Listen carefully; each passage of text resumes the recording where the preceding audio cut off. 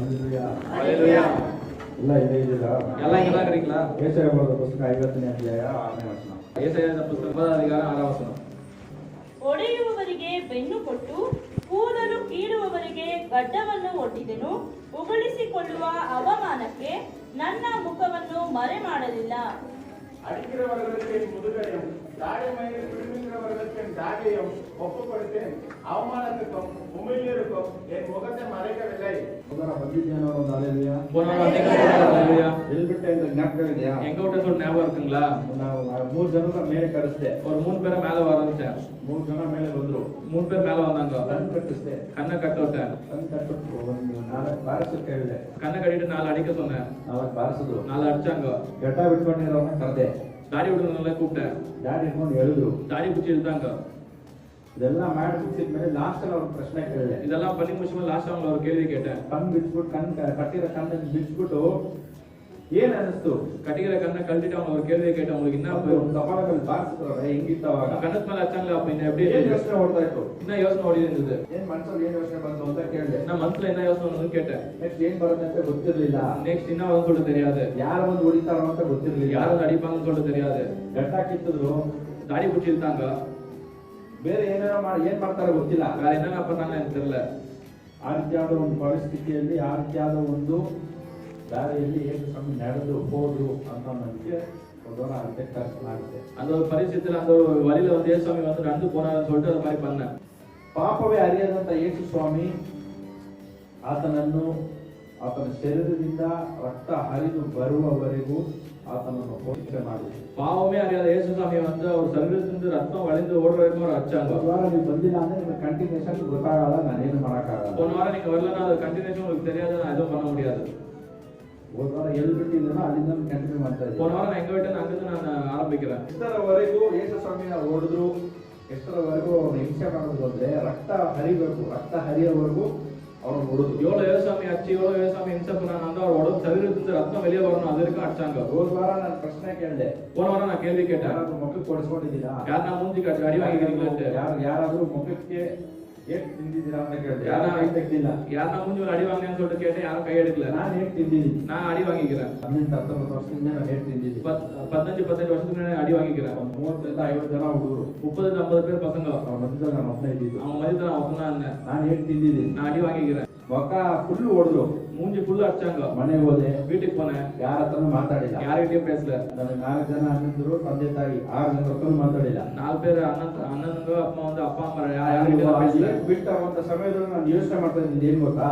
அந்த அடி பேசுற நேரத்துல நான் யோசனை பண்ணி என்ன தெரியுமா? ಹೊಡಿತಾ ಒಂದು ಸಮಯದಲ್ಲಿ ಏಟ್ ತಿಂತಾರೋ ಒಂದು ಸಮಯದಲ್ಲಿ ನನ್ನ ಮೈಂಡ್ ಓಡ್ತಾ ಇರೋದು ಒಂದೇ. அடி வாங்குற நேரத்துல மைண்ட்ல ஓடிந்து ஒன்னே ஒரு காரியம் தான். ಎಸ್ಕೇಪ್ ಆಗ್ಬೇಕು ಅನ್ನೋದು ಯೋಚನೆ ಮಾಡಿಲ್ಲ ನಾನು. எஸ்கேப் ஆகணும்னு நான் யோசனை பண்ணல. ಎಲ್ಲಾರ ಮುಖ ನೋಡ್ಕೋಬೇಕು. எல்லாரும் மூஞ்சி நான் பாத்துக்கணும். ಯಾರು ಹೊಡೆದ್ರು ಅಂತ ನೋಡ್ಕೊಂಡು யார் அடிச்சாங்கன்னு சொல்லி பாத்துக்கணும். ನಾಳೆ ಬಂದು ಅವ್ರು ತಿರುಗಿಸಿ ಹೊಡಿಬೇಕು. நாளைக்கு வந்து அவன் வந்து ரிட்டர்ன் கொடுக்கணும். ಆ ರೀತಿ ಏನ್ ಮಾಡಿದೆ, ಎಲ್ಲ ಮುಖ ನೋಡ್ಕೊಳಕ್ಕೆ ಯಾರ ಮುಖನ ಜ್ಞಾಪಕ ಮಡಿಕೋಬೇಕು, ಎಲ್ಲಾರು ನೋಡ್ಕೊಂಡು யார மூஞ்சி ஞாபகத்துல வச்சுக்கணும், எல்லாரும் மூஞ்சி ஞாபகத்துல வச்சுக்கணும். ಮನೆಗೆ ಹೋದೆ, வீட்டுக்கு போனேன். ಜೊತೆಗೆ ಏಟ್ ತಿಂದ ಟೈಮಲ್ಲಿ ಇನ್ನಿಬ್ರು ಹುಡುಗರಿದ್ರು, ಅವ್ರು ಎಸ್ಕೇಪ್ ಆಗ್ಬಿಟ್ರು. அந்த அடி வாங்குற நேரத்துல அவங்க 2 பேர் இருந்தாங்க கூட, அவங்க எஸ்கேப் ஆயிட்டாங்க. ನಾನು மாட்டிக்கு நான் ஒண்டிதான். ಮನೆಗೆ ಹೋದೆ, வீட்டுக்கு போனேன். ಊಟ ಮಾಡಿದೆ, ಅಂದ್ರು சாப்பிட்டியா நாங்க? ಬೇಡ ಅಂದೆ. வேணான்னு சொன்னேன். ಏನಕ್ಕೆ ಬೇಡ ಅಂದ್ರೆ ತಿನ್ನೋ ಪರಿಸ್ಥಿತಿ ನಾನು ಇರ್ಲಿಲ್ಲ. எதுக்கு வேணாம்னு சொன்னா வந்து சாப்பிடுற நிலைமையில நான் இல்ல. ಬಾಯಿ ಫುಲ್ ನೋವು, ಬಾಯಿ ಒಳಗೆಲ್ಲ ಏಟು, வாய் புல்லு நோவு, வாய் உள்ளலாம் ಅಡಿ, ಮೂಗು ಒಳಗೆಲ್ಲ ಏಟು, மூக்குலலாம் ಅಡಿ. ಅಗ್ಗಿಯಕ್ಕೂ ಆಗ್ತಾರ, ಮಾತಾಡಕ್ಕೂ ಆಗ್ತಾರ, ಬಾಯಿ ತೆಗಿಯಕ್ಕೂ ಆಗ್ತಾ ಇಲ್ಲ. சாப்பிடவும் முடியல, வாய் திறக்கவும் முடியல, பேசவும் முடியல. ಆ ರೀತಿಯಾದ ಏಟು. அது மாதிரி ಅಡಿ. ಮಾರನೇ ದಿವಸ ಹೋದೆ, ಆಮೇಲೆ ಏನೆಲ್ಲ ಆಯ್ತು, ಕತೆ ಬೇಡ. மறுநாள் போனா என்னென்ன வாச்சு அந்த கதை ಏನಕ್ಕೆ ಇದನ್ನ ಹೇಳ್ತಾ ಇದ್ದೀನಿ ಅಂದ್ರೆ, ಆ ಒಂದು ಅನುಭವದೊಳಗಡೆ ನೀವು ಹೋಗಿದ್ರೆ ನಾನು ಮಾತಾಡ್ತಾ ಇರೋದು ಏನು ಅನ್ನೋದು ನಿಮ್ಗೆ ಅರ್ಥ ಆಗುತ್ತೆ. ಯೇಸು ಸ್ವಾಮಿ ಎಷ್ಟು ಅಘೋರವಾದ ದಾರಿಯಲ್ಲಿ ನನಗಾಗಿ ನಿನಗಾಗಿ ನಡೆದು ಹೋದ್ರು ಅಂತ ನಿಮ್ಗೆ ಅರ್ಥ ಆಗುತ್ತೆ. நான் எதுக்கு இது சொல்றேன்னா வந்து நீங்க யாராவது அனுபவிச்சுனா அதோட வலி உங்களுக்கு தெரியும். இயேசுசாமி வந்து எவ்வளவு கொடூரமான வழியில நமக்காக அனுபவிச்சிருக்காருன்னு உங்களுக்கு தெரியும். Hallelujah, hallelujah, hallelujah, hallelujah, hallelujah, hallelujah. ಯಾಕೆ ಇದನ್ನ ಮಾತಾಡ್ತಾ ಇದ್ದೀನಿ, ಏನಕ್ಕೆ ಇದೆಲ್ಲ ಯೇಸು ಸ್ವಾಮಿ ಈ ಒಂದು ದಾರಿಯಲ್ಲಿ ಯಾಕೆ ನಡ್ಕೊಂಡು ಹೋದ್ರು ಅಂತ ನಾವು ನೋಡ್ಬೇಕು. What has Jesus done by doing all this thing? Why did Jesus walk this path for you and me? How does it benefit us by him walking in this path? ஏன் இயேசுசாமி வந்து இந்த பாதையில நடந்து போறாரு? இதால வந்து நமக்காக என்ன உபயோகம் இருக்குன்னு நம்ம பார்க்க போறோம். ಅನೇಕರು ಹಿಂದೆ ನಾವು ಮಾಡಿರುವಂತ ಪಾಪಗಳು நிறைய பேர் பின்னாடி செஞ்ச பாவத்தை ನಮಗೆ ಅವಾಗ ಜ್ಞಾಪಕ ಬರುತ್ತೆ. அப்பப்ப நமக்கு ஞாபகம் வரும். ಅವ್ರಿಗೆ ಏನೋ ತಪ್ಪು ಮಾಡಿರ್ತೀವಿ. அப்ப என்னவோ தப்பு பண்ணிருப்போம். ಒಂದು 5 ವರ್ಷ ಹಿಂದೆ, ஒரு 5 வருஷத்துக்கு முன்னாடி, ಒಂದು 10 ವರ್ಷ ಹಿಂದೆ, 10 வருஷம் முன்ன, 15 ವರ್ಷ ಹಿಂದೆ, 15 வருஷம் முன்ன, 20 ವರ್ಷ ಹಿಂದೆ, 20 வருஷம் முன்ன, 25 ವರ್ಷ ಹಿಂದೆ, 25 வருஷம் முன்ன.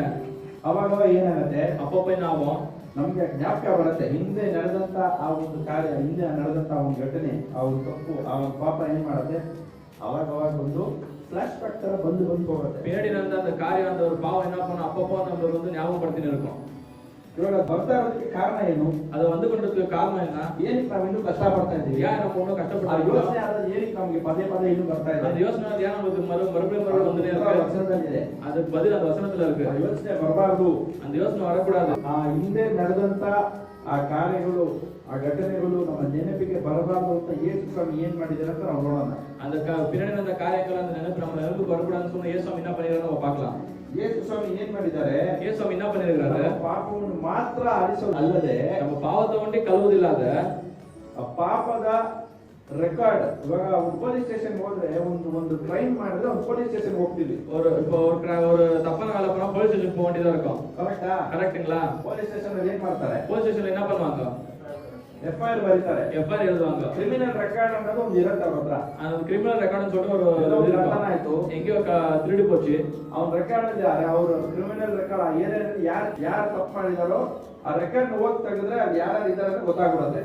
அந்த ஏரியால என்ன தப்பு பண்ணாங்கன்னு சொல்லிட்டு யார் தப்பு பண்ணா பார்க்கறது, அந்த ரெக்கார்ட் ತಂದು பார்த்தா ಯಾರು என்ன வேலை பண்ணாங்கன்னு தெரிய வந்துரும். ಯೇಸು ಸ್ವಾಮಿ ಈ ರೀತಿಯಾದ ಕಷ್ಟಕ್ಕೆ ಏನಕ್ಕೆ ಒಳಗಾಗಿದ್ದಾರೆ ಅಂತಂದ್ರೆ, ನಮ್ಮ ಪಾಪವನ್ನು ಅಂದ್ರೆ ನಮ್ಮ ಅಫೆನ್ಸ್ ಅನ್ನು ಮಾತ್ರ ಕ್ಷಮಿಸೋದಲ್ಲದೆ ಆ ರೆಕಾರ್ಡ್ ಅನ್ನು ಸಹ ಇಲ್ಲದೆ ಇರುವಂತೆ ಮಾಡೋದಕ್ಕೆ ಈ ರೀತಿಯಾದ ದಾರಿಗಳು ಮಾಡೋದು. ஏசமியா இந்த மாதிரி பாதையில நடந்து போறோம்னா வந்து நம்ம பாவத்தை ஒண்டி கழுவுதில்ல, அந்த நம்ம பாவத்துக்கு இருக்கிற ரெக்கார்டை கூட அழிச்சிட்டு தான் ஏசம் இது மாதிரி நடந்தாரு. Jesus not only washed our sins, but he also took away the criminal record that is filed against each and every one of us. ஏசமே நம்ம பாவத்தை ஒண்டி கழுவுல, நமக்கு எதிராக எழுதி இருந்த எல்லா ரெக்கார்ட்ஸையும் வந்து ಕೊಲೊಸ್ಸೆ ಬರೆದ ಪುಸ್ತಕ, கொலோசியர் புஸ்தகம் 2ನೇ ಅಧ್ಯಾಯ 2வது அதிகாரம் 13ನೇ ವಚನ, 13வது ವಚನ, 13, 14, 15. 13, 14, 15. ಆತನು ನಮ್ಮ ಅಪರಾಧಗಳನ್ನೆಲ್ಲ ಕ್ಷಮಿಸಿ ನಮ್ಮ ಮೇಲೆ ದೋಷಾರೋಪಣೆ ಮಾಡಿದಂತ ಆಜ್ಞಾರೂಪವಾಗಿದ್ದಂತ ಪತ್ರವನ್ನು ಕೆಡಿಸಿ ಅದನ್ನು ಶಿಲುಬೆಯ ಮೇಲೆ ಜಡಿದು ಇಲ್ಲದಂತಾಗ ಮಾಡಿದನು. ಆತನು ದೊರೆತನಗಳನ್ನು ಅಧಿಕಾರಗಳನ್ನು ನಿರಾಯುಧರನ್ನಾಗಿ ಮಾಡಿ ಜಯೋತ್ಸವ ಮಾಡುತ್ತಾನೋ ಎಂಬಂತೆ ಶಿಲುಬೆಯ ಮೇಲೆ ಅವುಗಳನ್ನು ಜಯಿಸಲ್ಪಟ್ಟವುಗಳನ್ನಾಗಿ ಮೆರೆಸುತ್ತಾ ತೋರಿಸಿದನು. ಅಪರಾಧಗಳನ್ನು ಮಾಡುವುದರಿಂದಲೂ ಸುನ್ನತಿ ಇಲ್ಲದ ಶರೀರ ಭಾವದಿಂದಲೂ ಸತ್ತವರಾಗಿದ್ದ ನಿಮ್ಮನ್ನೂ ಸಹ ದೇವರು ಕ್ರಿಸ್ತನೊಂದಿಗೆ ಬದುಕಿಸಿದ್ದಾನೆ. ಆತನು ನಮ್ಮ ಅಪರಾಧಗಳನ್ನೆಲ್ಲ ಕ್ಷಮಿಸಿ ನಮ್ಮ ಮೇಲೆ ದೋಷಾರೋಪಣೆ ಮಾಡಿದಂತ ಆಜ್ಞಾರೂಪವಾಗಿದ್ದ ನಮ್ಮ ಮೇಲೆ ದೋಷಾರೋಪಣೆ ಮಾಡಿದಂತ ಆಜ್ಞಾರೂಪವಾಗಿದ್ದಂತ ಪತ್ರವನ್ನು ಕೆಡಿಸಿ ಪತ್ರವನ್ನು ಅರ್ಥ ಆಗ್ತದೆ ಯಾರಿಗಾದ್ರು? உங்கள் பாவங்களினாலேயும் உங்கள் மாம்ச விருத்த தேசத்தின் எல்லாமையினாலேயும் மரித்தவர்களாய் இருந்த உங்களையும் அவரோட கூட உயிர்ப்பித்து அக்கிரமங்கள் எல்லாவற்றையும் உங்களுக்கு மன்னித்து நமக்கு எதிரடையாகவும் கட்டளைகளினால் நமக்கு விரோதமாகவும் இருந்த கையெழுத்தை குலைத்து அதை நடுவில் இராதபடிக்கு எடுத்து சிலுவையின் மேல் ஆணி அடித்து துரைத்தனங்களையும் அதிகாரங்களையும் உரிந்து கொண்டு வெளியரங்கமான கோலமாக்கி அவைகளின் மேல் சிலுவையில் வெற்றி சிறந்தார். ಆತನು ನಮ್ಮ ಅಪರಾಧಗಳನ್ನೆಲ್ಲ ಕ್ಷಮಿಸಿ. ನೀವು ಕೇಳಬಹುದು, ಏನಕ್ಕೆ ಯೇಸು ಸ್ವಾಮಿ ಆ ರೀತಿಯಾಗಿ ಹೊಡೆಯಲ್ಪಟ್ಟರು? இப்போ நீங்க கேட்கலாம், ஏன் இயேசு அது மாதிரி அடிக்கப்பட்டாருன்னு சொல்லிட்டு. ಮುಖಕ್ಕೆ ಹೊಡೆದ್ರು, எதுக்கு அவங்க மூஞ்சில அடிச்சாங்கன்னு சொல்லிட்டு. கோல் எடுத்தவங்க முಖಕ್ಕೆ ಹೊಡೆದ್ರು, எதுக்கு கோல் எடுத்தவங்க மூஞ்சில அடிச்சாங்க? என்ன ಹೊಡೆದ್ರು? ஏன் கோல் எடுத்தவங்க மூஞ்சில அடிச்சாங்க? ಕೂದಲ ಏನಕ್ಕೆ ಕಿತ್ತಾಕಿದ್ರು? ஏன் மூஞ்சில இருக்கிற முடியெல்லாம் எடுத்து விட்டாங்க? ಏನಕ್ಕೆ ಆ ರೀತಿಯಾದ ಕಷ್ಟಕ್ಕೆ ಒಳಗಾದ್ರು? ஏன் அது மாதிரி கஷ்டத்துக்குள்ள உள்ளானாரு? ಅವ್ರಿಗೆ ಕಷ್ಟಕ್ಕೆ ಒಳಗಾಗಿರೋದಕ್ಕೆ ಕಾರಣ ನಾವು ನೋಡ್ತಾ ಇದ್ದೀವಿ. ಅವ್ರ ಕಷ್ಟಕ್ಕೆ உள்ளಾಗೋದಕ್ಕೆ ಕಾರಣ நம்ம இங்க பார்க்கிறோம். ಆ ರೀತಿಯಾಗಿ ಅವ್ರು ಮಾಡೋದ್ರಿಂದ, ಆ ರೀತಿಯಾದ ದಾರಿ ನಡೆಯೋದ್ರಿಂದ ನಮಗೆ ಏನಾಗಿದೆ, ಅದರಿಂದ ಆ ಪ್ರತಿಫಲ ಏನು ಅಂತ ನಾವು ಓದ್ತಾ அந்த மாதிரி அந்த பாதையில இயேசுவை நடந்தனால நமக்கு இன்னாவது அதோட பிரதிඵಲ என்ன நம்ம பார்க்கணும். ಮಾತ್ರವಲ್ಲದೆ ಆತನು ನಮ್ಮ ಅಪರಾಧಗಳನ್ನೆಲ್ಲ ಕ್ಷಮಿಸಿ ನಮ್ಮ ಮೇಲೆ ದೋಷಾರೋಪಣೆ ಮಾಡಿದಂತ ಆಜ್ಞಾರೂಪವಾಗಿದ್ದಂತ ಪತ್ರವನ್ನು ಕೆಡಿಸಿ ಅದನ್ನು ಶಿಲುಬೆಗೆ ಜಡಿದು ಇಲ್ಲದಂತಾಗ ಮಾಡಿದನು. ಇಲ್ಲದಂತೆಯೇ ಮಾಡಿದನು. ಆತನು ದೊರೆತನಗಳನ್ನು ಅಧಿಕಾರಗಳನ್ನು ನಿರಾಯುಧರನ್ನಾಗಿ ಮಾಡಿ ಜಯೋತ್ಸವ ಮಾಡುತ್ತಾನೋ ಎಂಬಂತೆ ಶಿಲುಬೆಯ ಮೇಲೆ ಅವುಗಳನ್ನು ಜಯಿಸಲ್ಪಟ್ಟವುಗಳನ್ನಾಗಿ ಮೆರೆಸುತ್ತಾ ತೋರಿಸಿದನು. Hallelujah, hallelujah, hallelujah, hallelujah. ನಮ್ಮನ್ನು ದೋಷಿ ಅಪರಾಧಿ ಅಂತ ಹೇಳುವಂತ ಎಲ್ಲವನ್ನು ಯೇಸು ಸ್ವಾಮಿ ಏನ್ ಮಾಡಿದ್ದಾರೆ? ತೆಗೆದಾಕಿದ್ದಾರೆ, ಅಳಿಸಿದ್ದಾರೆ. நம்மள வந்து தோஷி அபராதின்னு சொல்ற எல்லாத்தையும் இயேசு என்ன பண்ணிட்டாரு? எல்லாத்தையும் எடுத்து போட்டுக்கிறாரு. ವಿಮೋಚನೆ ಕಾಂಡ 34ನೇ ಅಧ್ಯಾಯ 34ನೇ ಅಧಿಕಾರಂ 1ನೇ ವಚನ. 1ನೇ ವಚನ. ಕೈಯಿಂದ ಬರೆಯಲ್ಪಟ್ಟಿರುವಂತ ಕಾರ್ಯ ಏನು ಅಂತ ನಾವು ಇಲ್ಲಿ ನೋಡಬಹುದು. ಕೈಯಲ್ಲ எழுதப்பட்ட காரியம் சொல்ல நீங்க பார்க்கலாம். ದೇವರು ತನ್ನ ಬೆರಳಿನಿಂದ ಬರೆದಿರುವಂತ ಕಾರ್ಯಗಳು. ಕರ್ತರ್ ಅವ್ರ ಕೈಯಾಲ எழுதின ಕಾರ್ಯಗಳು. ಯೆಹೋವನು ಮೋಶೆಗೆ, ನೀನು ಮೊದಲಿನ ಕಲ್ಲಿನ ಹಲಿಗೆಗಳಂತೆ ಇನ್ನು 2 ಕಲ್ಲಿನ ಹಲಿಗೆಗಳನ್ನು ಸಿದ್ಧಪಡಿಸಿಕೋ. ನೀನು ಹೊಡೆದು ಬಿಟ್ಟ ಆ ಮೊದಲನೆಯ ಹಲಿಗೆಗಳ ಮೇಲಿದ್ದ ವಾಕ್ಯಗಳನ್ನು ನಾನು ಈ ಹಲಿಗೆಗಳ ಮೇಲೆ ಬರೆಯುವೆನು. கர்த்தர் மோசேயை நோக்கி, முந்தின கற்பலகைகளுக்கு ஒத்த 2 கற்பலகைகளை இணைத்துக்கொள். நீ உடைத்து போட்ட முந்தின பலகைகளில் இருந்த வார்த்தைகளை அவைகளில் எழுதுவேன். ತಂದೆಯಾದ ದೇವರು ಕಲ್ಲಿನ ಮೇಲೆ ತನ್ನ ಬೆರಳಿನಿಂದ ಏನೆಲ್ಲ ಬರೆದಿದ್ದಾರೋ, ತಂದೆಯ ದೇವನ ಸ್ವಂತ ಕೈಯಾಲ ಒಂದು ಕಲ್ಲು ಮೇಲೆ ಏನೆಲ್ಲ எழுதிருக்காரோ ಆಜ್ಞೆಗಳು ಕೊಟ್ಟಿದ್ದಾರೆ ನಮಗೆ. அந்த கட்டளைகள் நமக்கு கொடுத்துறாங்க. ಆಜ್ಞೆಗಳನ್ನ ನಾವು ಯಾರು ಕೈಗೊಂಡು ನಡೆಯಕ್ಕೆ ಆಗದೇ ಇರೋದ್ರಿಂದ அந்த ಆಜ್ಞೆಗಳನ್ನ நம்ம வந்து யாருமே கையிட்டு நடக்காத ಕಾರಣದಿಂದ 10 ಅಧಿಕಾರ கொடுத்துறாங்க. 10 ಆಜ್ಞೆ ಕೊಟ್ಟರು, 10 ಕಟ್ಟಳೆ கொடுத்துறாங்க. 10 ಆಜ್ಞೆಯನ್ನ ನಾವು ಮನುಷ್ಯರಾಗಿರುವ ನಾವು ಯಾರು ಅದನ್ನ ಕೈಗೊಂಡು ನಡೆಯಕ್ಕೆ ಆಗದೇ ಇರೋದ್ರಿಂದ ಆ 10 ಆಜ್ಞೆಗಳು ನಮ್ಮನ್ನು ಏನಂತ ಹೇಳ್ತಾ ಇದೆ? ನೀನು ಅಪರಾಧಿ ಅಂತ ಹೇಳ್ತಾ ಇದೆ. அந்த 10 கட்டளைகளை வந்து மனுஷனாக நம்ம வந்து கைகொண்டு நடக்காத காரணத்தால அந்த 10 கட்டளைகள் என்ன சொல்றது வந்து நம்ம வந்து அபராதிகள் சொல்லுது. ನಮ್ಮ ದೇಶದಲ್ಲಿ ಕಾನೂನು ಇದೆ, நம்ம நாட்டுல வந்து ರೂಲ್ಸ್ ಅಂಡ್ ರೆಗ್ಯುಲೇಷನ್ಸ್ இருக்கு. ಕಾನೂನು ಬರೆದಿದ್ದಾರೆ, ಅದು எழுதிக்கிறாங்க. ಕಾನೂನು ಏನೇನೋ ಕಾನೂನು ಇದೆ. ಒಂದು ಉದಾಹರಣೆ ತಗೊಳ್ಳೋಣ.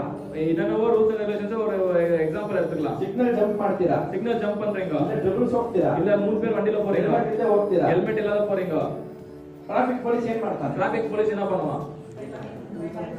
ಫೈನ್ ಹಾಕ್ತಾನೆ, ಫೈನ್ ಕೊಡುವಾன். ಕಾನೂನೇ ಇಲ್ಲ ಅಂದ್ರೆ, ಕಾನೂನೇ ಇಲ್ಲನಾ ನೀವು ಟ್ರಿಬಲ್ಸ್ ಹೋದ್ರೆ ಯಾರಾದ್ರೂ ಕೇಳ್ತಾರಾ? 3 பேர் போனா யாரನ್ನ கேட்பாங்களா? ಹೆಲ್ಮೆಟ್ ಇಲ್ಲದೆ ಹೋದ್ರೆ ಯಾರಾದ್ರೂ ಕೇಳ್ತಾರಾ? ಹೆಲ್ಮೆಟ್ ಇಲ್ಲದೆ போனா ಯಾರನ್ನ ಕೇಳ್பாங்களா? ಸಿಗ್ನಲ್ ಜಂಪ್ ಮಾಡಿದ್ರೆ ಯಾರಾದ್ರೂ ಕೇಳ್ತಾರಾ? ಸಿಗ್ನಲ್ ಜಂಪ್ பண்ணா ಯಾರನ್ನ ಕೇಳ್பாங்களா? ಕೇಳ್ತಾರಾ? கேட்பாங்களா? ಕೇಳೋದಿಲ್ಲ, கேட்க மாட்டாங்க. ಕಾನೂನು ಅನ್ನೋದು ಒಂದಿದೆ, ರೂಲ್ಸ್ சொல்லிட்டு ஒன்னு இருக்கு. ಕಾನೂನು ಇದ್ದಾಗ ಆ ಕಾನೂನನ್ನು ನಾವು ಹೊಡೆದಾಗ ನಾವೇನಾಗ್ತೇವೆ? அந்த ರೂಲ್ಸ್ இருக்கு சொல்ல, அந்த ರೂಲ್ಸ್ வந்து நம்ம மீறினோம்னா நம்ம என்ன ஆகும்? ಏನಾಗ್ತೀವಿ? என்ன ಆகும்?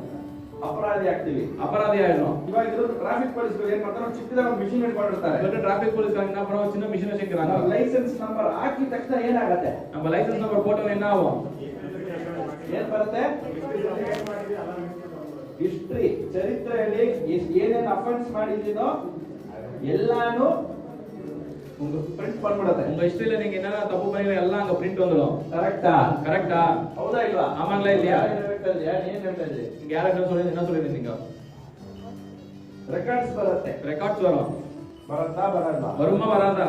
ಅರ್ಥ ಆಗ್ತಾ ಇದೆಯಾ? ಅರ್ಥ ಆಗುದಿಲ್ಲ? ಎಲ್ಲ ರೆಕಾರ್ಡ್ ಬಂದ್ಬಿಡುತ್ತೆ. ಎಲ್ಲ ರೆಕಾರ್ಡ್ வந்துடும். ಏನ್ ರೆಕಾರ್ಡ್ ಬಂತು? ಎದಕ್ಕೆ ರೆಕಾರ್ಡ್ ಬಂದது? ಅಫೆನ್ಸ್, ಅಪರಾಧ ಅನ್ನೋದು ಹೇಗೆ ಬಂತು?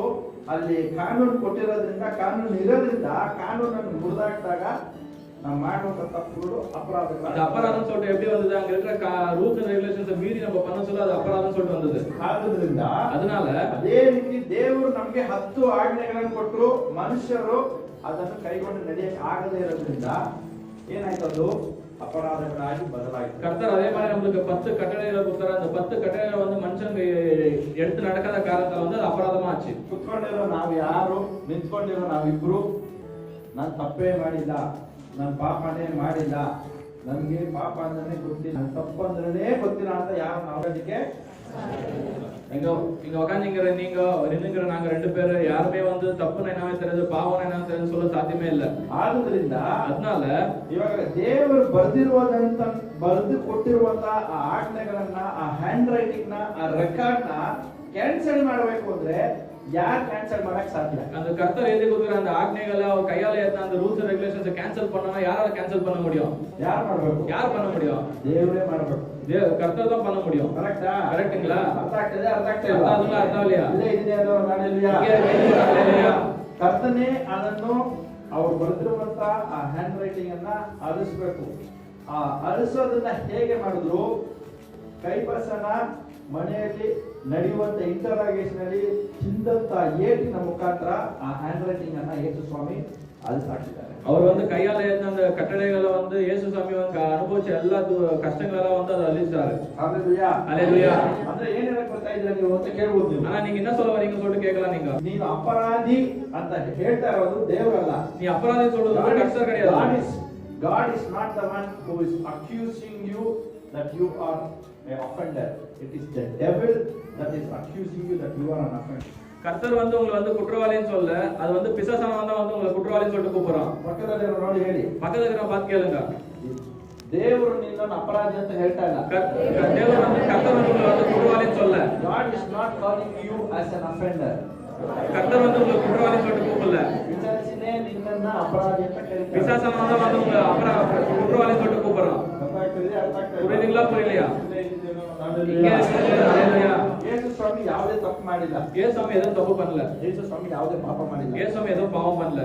ಆದರೂ ಸಹ ನನ್ನನ್ನು ಯೇಸು ಸ್ವಾಮಿಯನ್ನ ತಪ್ಪಾಗಿ ತಪ್ಪಪರಾಧ ಹಾಕಿದಾಗ್ಲೂ ಅವರು ಅದನ್ನ ನಾನು ಅಪರಾಧ ಮಾಡಿಲ್ಲ ಅಂತ ಉಲ್ಟಾ ಮಾತಾಡಿಲ್ಲ. ಅವ್ರು ಪ್ರೂವ್ ಮಾಡಕ್ಕೆ ಹೋಗಿಲ್ಲ. ಯೇಸು ಸ್ವಾಮಿ ಮೇಲೆ வந்து பொய்யான அபராதம் கொடுத்தாலும் வந்து அவர் வந்து அது வந்து அதை வந்து எதிர்த்து அவர் பேசல. அது வந்து பொய்ன்னு சொல்லிட்டு ப்ரூவ் பண்ணவும் போல. ಅಲ್ಲಿರೋ ಜನ ಎಲ್ಲ ಏನ್ ಮಾಡಿದ್ರು? ನೀನ್ ಅಪರಾಧಿ ನೀನ್ ಅಪರಾಧಿ ನೀನ್ ಅಪರಾಧಿ ನೀನ್ ಅಪರಾಧಿ ಅಂತ ಹೇಳಿದ್ರು. அங்க எல்லா ಜನ என்ன சொன்னாங்க? நீ குற்றவாளி நீ குற்றவாளி ನೀ ಕುಟ್ರವಾಳಿன்னு சொன்னாங்க. ಪಾಪದ ಅರಿವೇ ಇಲ್ಲದಂತ ಯೇಸುವನ್ನು ಅಪರಾಧಿ ಅಂತ ಹೇಳುವಂತ ಸಮಯದಲ್ಲೂ ಸಹ ಯೇಸು ಸ್ವಾಮಿ ನಾನು ನಿರಪರಾಧಿ ಅಂತ ಹೇಳಿಲ್ಲ, ಹೇಳೋದಕ್ಕೂ ಹೋಗಿಲ್ಲ. ಆದರೆ ಅವ್ರು ಏನ್ ಮಾಡಿದ್ರು? ಅವರೆಲ್ಲ ಹೊಡೆಯೋದಕ್ಕೆ ಬಿಟ್ಕೊಟ್ರು. பாவமே அறியாத இயேசு சாமி வந்து அவங்க குற்றவாளின்னு சொல்லப்ப கூட இயேசு சாமி வந்து மௌனமா இருந்தாரு. அதை வந்து அவங்க எதிர்த்து பேசல. அவங்க வந்து அடிக்கிறதுக்கு அவர் விட்டு கொடுத்தாரு. ಏನಕ್ಕೆ ಅವ್ರು ಬಿಟ್ಕೊಟ್ರು? எதுக்கு அவர் விட்டு கொடுத்தாரு? ಎಲ್ಲರೂ ಒಂದು ಹೊಡಿಯುವಂತ ಏನಕ್ಕೆ ಬಿಟ್ಕೊಟ್ರು? ಎಲ್ಲರೂ ಒಂದು ಅಡಿಗಂಬಡಿ ಯಾವ ಬಿಟ್ಟು கொடுத்தாரு? ರಕ್ತ ಹರಿಯೋವರೆಗೂ ಹೊಡಿಯೋದಕ್ಕೆ ಏನಕ್ಕೆ ಬಿಟ್ಕೊಟ್ರು ಅಂದ್ರೆ, ಶರೀರದಿಂದ ರಕ್ತ வெளியே வரಬೇಕು ಅಡಿக்கிற மாதிரி ಯಾವ ಬಿಟ್ಟು கொடுத்தாருன்னா, ನೀನು ನಾನು ನಿರಪರಾಧಿಗಳಾಗಿ ಇರುವಂತೆ ಯೇಸು ಸ್ವಾಮಿ ಅಪರಾಧಿಯ ಸ್ಥಾನದಲ್ಲಿ ಹೊಡೆಯಲ್ಪಟ್ಟರು. ನೀವು ನಾನು ಒಂದು ಪಾಪம் இல்லாத காரணத்தால வந்து இயேசு ಸ್ವಾಮಿ வந்து அதை ಏற்றுಕೊಂಡಾரு. Jesus took the accusation so that you will be set free from the accusation of the devil. ಅರ್ಥ ಆಯ್ತು ಅನ್ನೋದು ಹಲ್ಲೆಲೂಯಾ. ಪಿಶಾಚಿ ಏನ್ ಮಾಡ್ತಾನೆ ಅಂತ ಹೇಳ್ತೀನಿ ಕೇಳಿ. பிசாசு என்ன பண்ணான்னு சொல்லிட்டு கேக்குறேன் பாருங்க. ಟ್ಯಾಕ್ಟಿಕ್ಸ್ ಏನಂತ ಹೇಳ್ಬೇಕಾ ನಿಮ್ಗೆ? பிசாசியோட டாக்டிக்ஸ் என்ன சொல்லுங்களா? ಅವನ ತಂತ್ರ ಏನು ಅಂತ ಹೇಳ್ಕೊಡ್ಲಾ? அவனோட தந்திரம் என்னன்னு சொல்லிட்டு சொல்லி கொடுத்துருங்க. ಬೇಕು ಅಂದ್ರೆ ಹೇಳ್ಕೊಡ್ತೀನಿ, வேணும்னா சொல்லி கொடுக்குறேன், வானா விட்டுறேன். ಬೇಕು ಅನ್ನೋರು ಮಾತ್ರ ಹೇಳಿ. வேணும் சொல்றவங்க மட்டும் ಮುಂದೆ ಹೋಗೋಣ. ಇಲ್ಲ ಅದನ್ನ ಸ್ಕಿಪ್ ಮಾಡ್ಬಿಟ್ಟು ಮುಂದೆ ಹೋಗೋಣ. அதை ஸ்கிப் பண்ணி நான் முன்ன போயிடுறேன். ಏನ್ ಮಾಡ್ತಾನೆ? ஃபர்ஸ்ட் என்ன பண்றான்? அவன் ಶೋಧನೆ ಮಾಡ್ತಾನೆ, சோதனை கொண்டு வரான். ಶೋಧಿಸ್ತಾನೆ. ஃபர்ஸ்ட் சோதனை பண்ணி பார்ப்பான். bring you a temptation. அவன் வந்து ஃபர்ஸ்ட் வந்து சோதனைக்குள்ள உள்ளாக்குவான். ಪಕ್ಕದಲ್ಲಿ ನೋಡಿ ಹೇಳಿ, ನಿಮಗೆ ಶೋಧನೆ ಕೊಡ್ತಾನೆ. உங்களுக்கு வந்து சோதனை கொடுப்பாங்க, பக்கத்துல பார்த்து சொல்லுங்க. ಶೋಧನೆ ಕೊಟ್ಟಿದ್ಮೇಲೆ ಏನ್ ಮಾಡ್ತಾನೆ?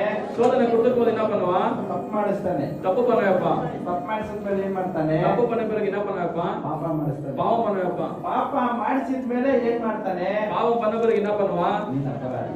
நீ அபராதி. ಯಾರು? யாரு? ನೀನು ಅಪರಾಧಿ. நீ ಅಪರಾಧಿ. ಏಯ್ ಅಪರಾಧಿ ನೀನೇ ಕೊಡೋ. ನೀನು ಅಪರಾಧಿ. நீ குற்றவாளி நீதான்டா, நீதான் குற்றவாளி. ನೀನು ತಪ್ಪು ಮಾಡಿದ್ಯಾ. நீ தப்பு பண்ணிக்கிற. ನೀನು ಅಪರಾಧಿ. நீ குற்றவாளி. ನೀನು ಅಪರಾಧಿ. நீ குற்றவாளி. ನೀನು ಈ ತಪ್ಪು நீ ಮಾಡಿದ್ಯಾ. இந்த தப்பு பண்ணிக்கிற. ಪಾಪ ಮಾಡಿದ್ಯಾ. நீ அந்த பாவம் பண்ணிக்கிற. ಮಾಡಿದ್ಯಾ. நீ இது பண்ணிக்கிற. ಅಟ್ರಾಕ್ಟ್ ಮಾಡಿದ್ಯಾ? அட்ராக்ட் பண்ணிது யாரு? ಯಾರು ಅಟ್ರಾಕ್ಟ್ ಮಾಡಿದ್ರು? யாரு உங்களை செலுத்தினது? ಟೆಂಪ್ಟೇಷನ್ ಕೊಟ್ಟಿದ್ದು ಯಾರು? சோதனைக்குள்ள உள்ளாக்கிது யாரு? ಯಾರು? யாரு? ಆನ್ಸರ್ ಕೊಡ್ರಿ. ಆನ್ಸರ್ கொடுங்க. ಟೆಂಪ್ಟೇಷನ್ ಕೊಡೋದು ಯಾರು? சோதனைக்கு உள்ளாக்குது யாரு? ಎಷ್ಟು ಜನಕ್ಕೆ ಗೊತ್ತು ಯೇಸು ಸ್ವಾಮಿ ನಿಮ್ಮನ್ನು ಶೋಧಿಸೋದಿಲ್ಲ? எத்தனை பேருக்கு தெரியும் இயேசு சாமி வந்து உங்களை சோதித்து பார்க்க மாட்டாருன்னு? ಯೇಸು ಸ್ವಾಮಿ ಮನುಷ್ಯರಾಗಿರೋ ನಮ್ಮ ಯಾರನ್ನು ಶೋಧನೆಗೆ ಒಳಗಾಗಿಸೋದಿಲ್ಲ. இயேசு சாமி வந்து மனுஷங்கிற யாரையுமே வந்து சோதனைக்குள்ள உள்ளாக்க மாட்டார். ನಮ್ಮನ್ನು ಶೋಧಿಸೋದು ಯಾರು? நம்மள சோதிக்கிறது யாரு? ಪಿಶಾಚಿನೇ. பிசாசி தான். ನಮ್ಮನ್ನ ಅಪರಾಧಿ ಅಂತ ಆ ದೋಷವನ್ನು ಹಾಕುವಂತ, ನಮ್ಮನ್ನು ಕೆಳಗೆ ತಳ್ಳುವಂತ ಆ ವ್ಯಕ್ತಿ ಯಾರು? நம்ம குற்றவாளின்னு சொல்லி கீழே தள்ளி விடுற அந்த ஆள் யாரு?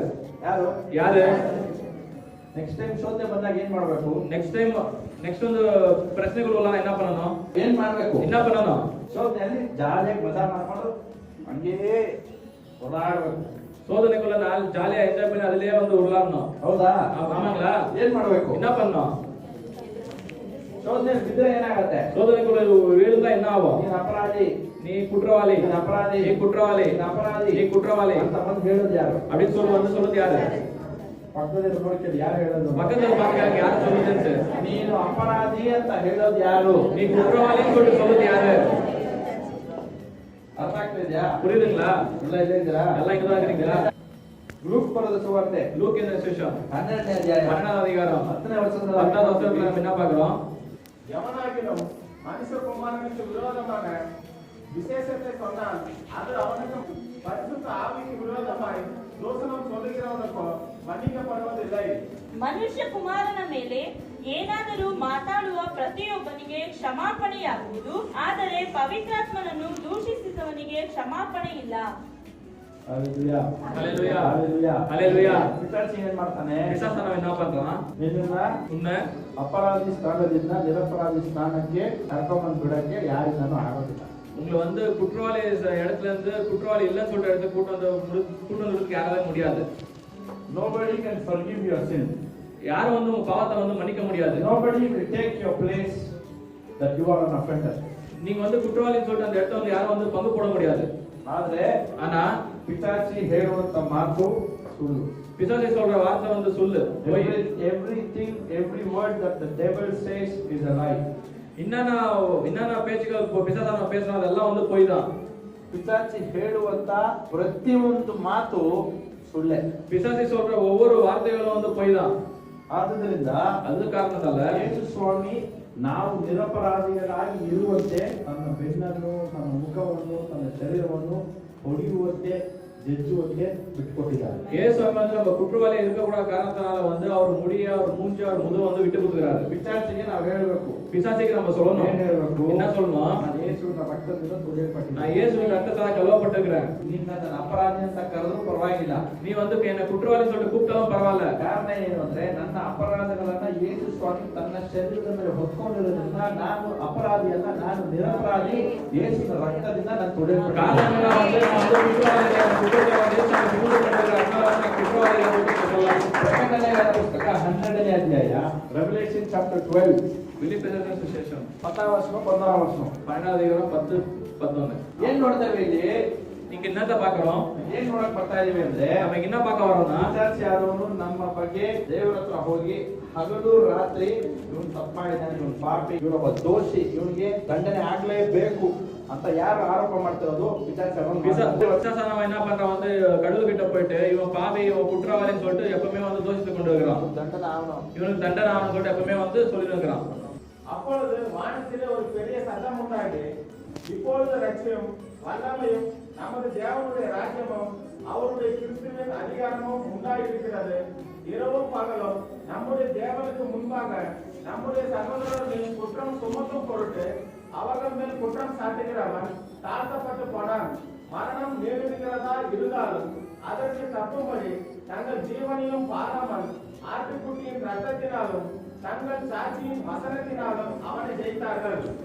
ಆಗ ಪರಲೋಕದಲ್ಲಿ ಮಹಾ ಶಬ್ದವನ್ನು ಕೇಳಿದೆನು. ಅದು, ಈಗ ಜಯವು, ಶಕ್ತಿಯು, ರಾಜ್ಯವು ನಮ್ಮ ದೇವರಿಗೆ ಉಂಟಾಯಿತು. ಆತನು ಅಭಿಷೇಕಿಸಿದವನ ಅಧಿಕಾರವು ಈಗ ಸ್ಥಾಪಿತವಾಯಿತು. ಹಗಲಿರುಳು ನಮ್ಮ ಸಹೋದರರ ಮೇಲೆ, ಹಗಲಿರುಳು ನಮ್ಮ ಸಹೋದರರ ಮೇಲೆ ಅಂದ್ರೆ ನನ್ನ ಮೇಲೆ, ನಿನ್ನ ಮೇಲೆ, ನಮ್ಮ ದೇವರ ಮುಂದೆ ದೂರು ಹೇಳಿದ ದೂರುಗಾರನು ದೊಬ್ಬಲ್ಪಟ್ಟಿದ್ದಾನೆ. ದೂರು ಹೇಳುವಂತ ದೂರುಗಾರನು ದೊಬ್ಬಲ್ಪಟ್ಟಿದ್ದಾನೆ. ಅವರು ಪ್ರಾಣದ ಮೇಲಣ ಪ್ರೀತಿಯನ್ನು ತೊರೆದು ಮರಣಕ್ಕೆ ಹಿಂತೆಗೆಯದೆ ಯಜ್ಞದ ಕುರಿಯಾದಾತನ ರಕ್ತದ ಬಲದಿಂದಲೂ ತಮ್ಮ ವಾಕ್ಯದ ಬಲದಿಂದಲೂ ಅವನನ್ನು ಜಯಿಸಿದರು. Hallelujah hallelujah hallelujah hallelujah. ಕುತ್ಕೊಂಡಿರುವಂತ ನಿಮ್ಮನ್ನು ನೋಡಿ ಏನ್ ಹೇಳಕ್ ಬರ್ತಾ ಇದ್ದೀನಿ? மகானிங்கிற உள்ள பார்த்து என்ன சொல்ல வரேன்னா, ಪಿಶಾಚಿ ನಿಮಗೆ ವಿರೋಧವಾಗಿ ಮಾಡ್ತಾ ಇರುವಂತ ಪ್ರತಿ ಒಂದೊಂದು ದೂರನ್ನು ಯೇಸು ಸ್ವಾಮಿ ಬದಲಾಯಿಸಿ ನಿರಪರಾಧಿಯ ಸ್ಥಾನದಲ್ಲಿ ನಿಮ್ಮನ್ನು ನಿಲ್ಲಿಸಿದ್ದಾರೆ. ಕಾರಣ ಏನು? ಆತನ ರಕ್ತದಿಂದ ನಿಮ್ಮನ್ನು ತೊಳೆದಿದ್ದಾರೆ. பிசாசானவன் வந்து உங்களுக்கு எல்லாம் சொல்லுங்க, ஒவ்வொரு குற்றத்தையும் வந்து இயேசுவை வந்து கழுவிடுகிறாரு. ஏன்னா வந்து இயேசுவின் ரத்தத்தால வந்து நீங்க கழுவப்பட்டிருக்கீங்க. ನೀನು ಯೇಸುವಿನ ರಕ್ತದಿಂದ ತೊಳೆಯಲ್ಪಟ್ಟಿರೋದಾದ್ರೆ, நீங்க இயேசு ரத்தத்தால கழுவப்பட்டிருக்கீங்களா, ಪಿಶಾಚಿ ನಿನ್ನನ್ನು ಅಪರಾಧಿ ಎಂದು ದೂರ ಹೇಳೋದಕ್ಕೆ ಸಾಧ್ಯ ಇಲ್ಲ. பிசாசானவன் வந்து உங்களை வந்து குற்றவாளின்னு சொல்லிட்டு சொல்ல முடியாது. The devil can you saying you are an offender if and only if and when you are washed by the blood of Jesus. பிசாசானவன் வந்து உங்களை வந்து குற்றவாளின்னு சொல்லும் எப்ப வந்து நீங்க வந்து இயேசுவின் ரத்தத்தால கழுவப்பட்டிருக்கிற சொல்லும். ಯೆಶಾಯ ಬರೆದ ಪುಸ್ತಕ ஐசாயா புத்தகம் 53ನೇ ಅಧ್ಯಾಯ 53வது அதிகாரம் 5ನೇ ವಚನ 6ನೇ ವಚನ 7ನೇ ವಚನ 5 6 7 வசனம். அவருடைய மீறுதல்கள் நிமித்தம் அவர் காயப்பட்டு நம்முடைய அக்கிரமங்கள் நிமித்தம் அவர் நொறுக்கப்பட்டார். நமக்கு சமாதானத்தை உண்டு பண்ணும் ஆகினை அவர் மேல் வந்தது. அவருடைய தழும்புகளால் குணமாகிறோம். நாம் எல்லோரும் ஆடுகளைப் போல வழி தப்பி திரிந்து அவனவன் தன் தன் வழியிலே போனோம். கர்த்தரோ நம் எல்லோருடைய அக்கிரமத்தையும் அவர் மேல் விழப்பண்ணினார். அவர் நெருக்கப்பட்டும் ஒடுக்கப்பட்டும் இருந்தார். ஆனாலும் தம்முடைய வாயை அவர் திறக்கவில்லை. அடிக்கப்படும்படி கொண்டு போகப்படுகிற ஒரு ஆட்டுக்குட்டியை போலவும் தன்னை மயிர்கரிக்கிறவனுக்கு முன்பாக சத்தம் விடாதிருக்கிற ஆட்டை போலவும் அவர் தம்முடைய வாயை திறவாதிருந்தார். ನಮ್ಮ ದ್ರೋಹಗಳ ದೆಸೆಯಿಂದ ಆತನಿಗೆ ಗಾಯವಾಯಿತು. ನಮ್ಮ ಅಪರಾಧಗಳ ನಿಮಿತ್ತ ಆತನು ಜಜ್ಜಲ್ಪಟ್ಟನು. ಯೇಸು ಕ್ರಿಸ್ತನು ಜಜ್ಜಲ್ಪಟ್ಟನು. ನಮಗೆ ಸುಕ್ಷೇಮವನ್ನುಂಟು ಮಾಡುವ ದಂಡನೆಯನ್ನು ಆತನು ಅನುಭವಿಸಿದನು. ಓಕೆ. ಆತನ ಬಾಸುಂಡೆಗಳಿಂದ ನಮಗೆ ಗುಣವಾಯಿತು. ನಾವೆಲ್ಲರೂ ಕುರಿಗಳಂತೆ ದಾರಿ ತಪ್ಪಿ ತೊಳಲುತ್ತಿದ್ದೆವು. ಪ್ರತಿಯೊಬ್ಬನು ತನ್ನ ತನ್ನ ದಾರಿಯನ್ನು ಹಿಡಿಯುತ್ತಿದ್ದನು. ನಮ್ಮೆಲ್ಲರ ದೋಷ ಫಲವನ್ನು ಯೆಹೋವನು ಆತನ ಮೇಲೆ ಹಾಕಿದನು. ಅವನು ಬಾಧೆಗೆ ಒಳಗಾಗಿ ತನ್ನನ್ನು ತಗ್ಗಿಸಿಕೊಂಡನು. ಬಾಯಿ ತೆರೆಯಲಿಲ್ಲ. ವಧ್ಯಸ್ಥಾನಕ್ಕೆ ಒಯ್ಯಲ್ಪಡುವ ಕುರಿಯಂತೆಯೂ ಉಣ್ಣೆ ಕತ್ತರಿಸುವವರ ಮುಂದೆ ಮೌನವಾಗಿರುವ ಕುರಿಯ ಹಾಗೂ ಇದ್ದನು. ಬಾಯಿ ತೆರೆಯಲೇ ಇಲ್ಲ. எத்தனை பேருக்கு இந்த வசனம் புரிஞ்சுது? ಅರ್ಥ ಆಗಿಲ್ಲ ಅಂದ್ರೂ ಪರವಾಗಿಲ್ಲ, புரியலனா கூட பரவாயில்ல, ನೀವು ಅರ್ಥ ಮಾಡಿಸ್ತೀನಿ. நான் இப்போ வந்து உங்களுக்கு புரிய வைக்கிறேன். ಓದಿ 53ನೇ ವಚನ. ஒன்றாம் வசனத்தை படிங்க. 1ನೇ ವಚನ ಅಂದ್ರೆ 5ನೇ ವಚನ. 5ாம் வசனத்தை படிங்க. ನಮ್ಮ ದ್ರೋಹಗಳ ದೆಸೆಯಿಂದ ಏನ್ ಹೇಳ್ತಾ ಇದ್ದೆ? இவ்வளவு நாள் என்ன சொல்லியிருந்தேன்? ನಾವೆಲ್ಲರೂ ದ್ರೋಹಿಗಳು. நம்ம எல்லாம் வந்து துரோகிகள் தான். ಅದೆಲ್ಲ ದ್ರೋಹ ಮಾಡಿ, என்னென்னவோ துரோகம் பண்ணியிருக்கிறோம். ಫ್ರೆಂಡ್ಸ್ ದ್ರೋಹ ಮಾಡಿದ್ವಿ, ಮನೆಯವರು ದ್ರೋಹ ಮಾಡಿದ್ವಿ, ಜೊತೆ ದ್ರೋಹ ಮಾಡಿದ್ವಿ, ಯಾರಿಗೋ ಮಾಡಿದೀವಿ, ಮಾಡಬಾರ್ದಾಗಿರೋರೆಲ್ಲ ಮಾಡಿದೀವಿ. ஃப்ரெண்ட்ஸ் துரோகம் பண்ணிக்கிறோம், ஃபேமிலில இருக்கிற துரோகம் பண்ணிக்கிறோம், குடும்பத்துல துரோகம், எல்லாம் என்ன பண்ணுறதெல்லாம் பண்ணிக்கிறோம். ದ್ರೋಹಕ್ಕೆ ಏನ್ ಕೊಡ್ತಾರೆ? அந்த துரோகத்துக்கு என்ன கொடுப்பாங்க? ದ್ರೋಹ ಮಾಡಿದ್ರೆ ಅದಕ್ಕೆ ಏನ್? துரோகம் பண்ணா அதுக்கு என்ன பனிஷ்மெಂಟ್? ನಮ್ಮ ದ್ರೋಹಗಳ ದೆಸೆಯಿಂದ ಆತನಿಗೆ ಗಾಯವಾಯಿತು. ಯಾರು ಮಾಡಿದ ದ್ರೋಹದಿಂದ? ಯಾರು பண்ண தப்பால? ಯಾರು ಮಾಡಿರುವಂತ ದ್ರೋಹದಿಂದ ಆತನ ಶರೀರಕ್ಕೆ ಗಾಯ ಆಗಿ, ಯಾರು பண்ண துரோகத்தால அவங்க சரீரத்துக்கு ಗಾಯ ಆச்சு. ನಾವು ಏನ್ ಧ್ಯಾನ ಮಾಡ್ತಾ ಇದೀವಿ? நம்ம என்னது தியானம் பண்றோம்? ಅವ್ರ ಶರೀರಕ್ಕೆ ಗಾಯ ಆಯ್ತು. ಅವ್ರ ಶರೀರத்துக்கு வந்து ಗಾಯ இருக்கு. ಏನಕ್ಕೆ ಗಾಯ ಆಯ್ತು? எதுக்கு ಗಾಯ ಆச்சு? ಗಾಯ ಆಗಿರೋದ್ರಿಂದ ನನಗೂ ನಿಮಗೂ ಏನಾಗಿದೆ? ಗಾಯ ಆದ್ಮೇಲೆ உங்களுக்கு எங்களுக்கு நம்மளுக்கு என்ன இருக்கு? ಅದನ್ನ ನಾವು ನೋಡ್ತಾ ಇರೋದು. ಅದನ್ನ நம்ம பார்த்து ನಾವು ಮಾಡಿರುವಂತ ದ್ರೋಹದಿಂದ ಆತನ ಶರೀರಕ್ಕೆ ಗಾಯ ಆಗಿದೆ. நம்ம பண்ண துரோகத்தால வந்து அவரோட ಶರೀರத்துல வந்து ಗಾಯಗಳು ಉಂಟಾச்சு. ದ್ರೋಹ ಮಾಡಿದ್ರೆ ಖಂಡಿತ ಅದಕ್ಕೆ ಸೊಲ್ಯೂಷನ್ ಏನು? ಗಾಯ ಆಗಬೇಕು. துரோகம் பண்ண அதுக்கு வந்து ಸೊಲ್ಯೂಷನ್ வந்து ಗಾಯ ಆಯ್ತಾ ಆகும். ಆದ್ರಿಂದ ನಾನು ನೀನು ಮಾಡಿರುವಂತ ದ್ರೋಹವನ್ನ ಯೇಸು ಸ್ವಾಮಿ ಸ್ವೀಕರಿಸಿರೋದ್ರಿಂದ ಆತನಿಗೆ ಗಾಯವಾಯಿತು. நீயும் நானும் பண்ண துரோகத்தை வந்து இயேசு சுவாமி வந்து அங்கீகரிச்சனால அவருக்கு வந்து ಗಾಯமாச்சு. ಎರಡನೇದಾಗಿ ಫಸ್ಟ್ ಪಾಯಿಂಟ್ ಇಂದ ದ್ರೋಹ ಮಾಡಿದ್ವಿ, ದ್ರೋಹ பண்ணோம், ಅದು ಹೋಗುವಂತೆ ಗಾಯ ಆಯಿತು, ಅದು ಹೋಗುம்படி ಗಾಯ ಆச்சு. ನಮ್ಮ ಅಪರಾಧಗಳ ನಿಮಿತ್ತ ಆತನು ಜಜ್ಜಲ್ಪಟ್ಟನು. ಎರಡನೇ ಪಾಯಿಂಟ್. ரெண்டாவது பாயிண்ட், ಅಪರಾಧಗಳ ನಿಮಿತ್ತ ಆತನು ಜಜ್ಜಲ್ಪಟ್ಟನು. ಅಪರಾಧ ನಿಮಿತ್ತ அவர் வந்து நொறுக்கப்பட்டார். ದ್ರೋಹಿಗೆ ಏನು ಇನ್ನೊಂದು ಹೆಸರು? துரோகிக்கு இன்னொரு பேர் என்ன? ನಾವು ಅಫೆನ್ಸ್ ಮಾಡಿದ್ರೆ ನಾವು ಏನಾಗ್ತೀವಿ? ಅಫೆಂಡರ್ ಆಗ್ತೀವಿ. நம்ம ஒரு குற்றம் பண்ணா அதுக்கு நம்ம என்ன குற்றவாளி ஆகிறோம். ಅಪರಾಧ ಮಾಡಿದ್ರೆ ನಾವು ಅಪರಾಧಿಗಳಾಗ್ತೇವೆ. நம்ம குற்றம் பண்ணா குற்றவாளி ஆகிறோம். ನಾವು ಮಾಡುವಂತ ಅಪರಾಧದ ನಿಮಿತ್ತ ಆತನು ಜಜ್ಜಲ್ಪಟ್ಟನು. ಆತನು ಅಂದ್ರೆ ಯಾರು? நம்ம பண்ண குற்றத்தின் நிமித்தம் அவர் வந்து நொறுக்கப்பட்டார்.